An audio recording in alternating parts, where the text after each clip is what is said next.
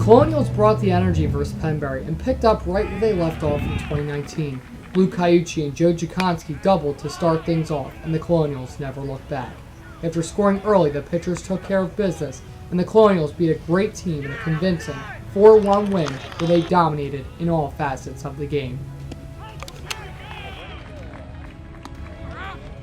So to start the game, we really set the tone, and that carried us forward. We have a lot of momentum now, so we're going to carry that through this week in practice. We don't have games for a bit, so we can come back rested and go get them with the momentum we have. The Colonials finally started to think that the worst was behind them, and yet again, another key player went down with an injury. I sprained my ankle. I'll be missing about 2 to 3 weeks.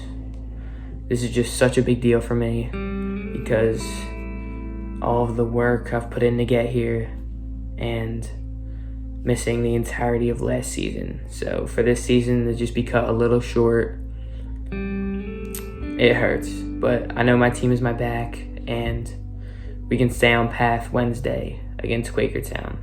With one sophomore going down, it was time for another one to step up. When I first got called up to varsity, when I first found out the news, I was happy and excited, but I wanted to prove that I was ready to play varsity and I was ready to stay there. Even though that presented me with a big opportunity to start on varsity, I'm just hoping that he recovers really quick.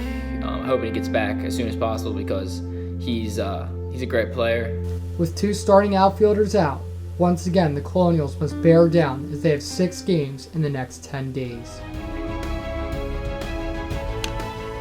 On Wednesday, the Colonials played their first league game versus a formidable opponent, the Quakertown Panthers. For the second consecutive game, the Colonials reminded us of their potential.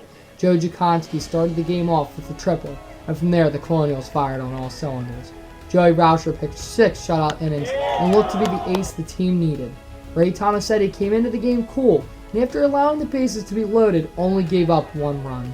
The Colonials would tack on 3 runs in the 6th to extend their lead to 5, and Ray came back out to quickly finish off the Panthers in the 7th.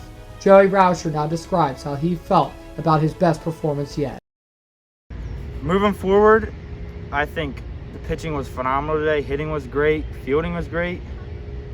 Looking to continue that throughout the season. On Friday, the Colonials had another tough opponent in the Hatboro Horsham Hatters. After a leadoff home run by Joe Jaconski to start the game, the Colonials led until the 7th inning.